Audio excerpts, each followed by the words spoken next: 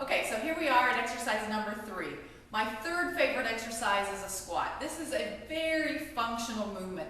This is a movement that human beings were designed to do. What I love about squats is that just like in the lunges, we're using all of those lower extremities, which are those fat-burning muscles because they're the biggest muscles in our body. So we're using those and we're doing a movement that is very, very functional. It's something our bodies were built to do.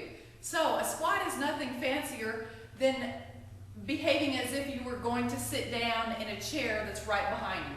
So with feet about shoulder or hip width apart, hips facing forward, shoulders facing forward, you just want to stick your rear end back as if you're going to sit down and then stand back up. So my heels stay on the ground, my chest stays nice and high, and I drop that rear end back, keeping that lower back extended.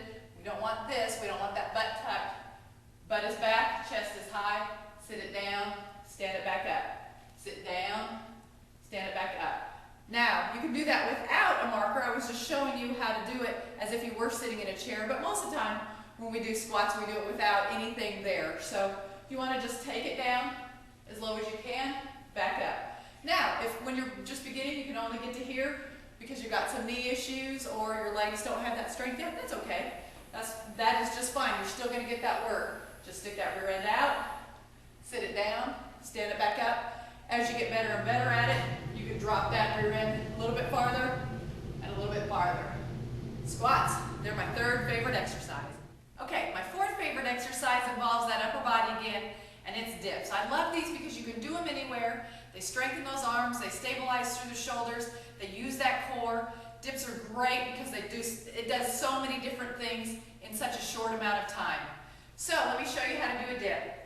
Get at the edge of any chair, bench, or even a bed, although a bed sometimes is a little too squishy. So any sort of harder chair like a kitchen chair.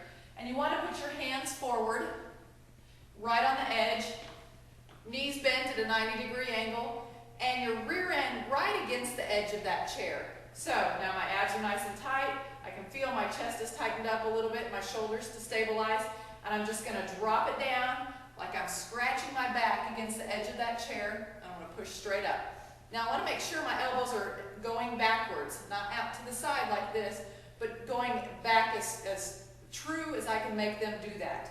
So abs are nice and tight, elbows back, scratching my back against the back of the chair, and up, down, and then up. One thing you want to be aware of is not to cheat and let your feet do a lot of the work. Here my legs are doing all of the work. So I want to keep most of my weight centered over those hands, and that's why I keep my rear end really close to the edge of the chair, and I drop down and back up.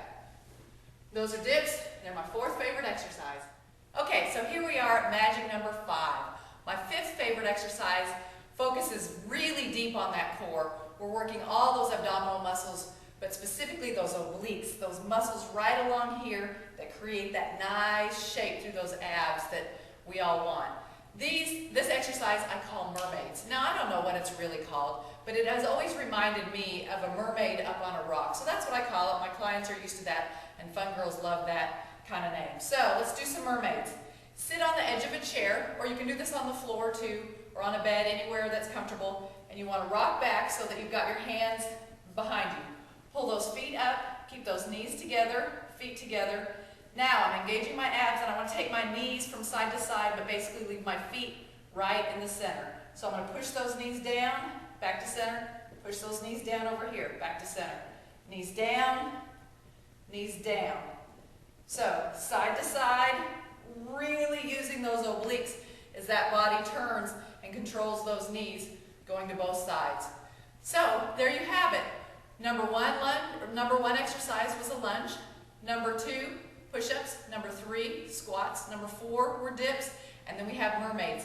Those 5, if you were to do nothing else, would give you a full body workout.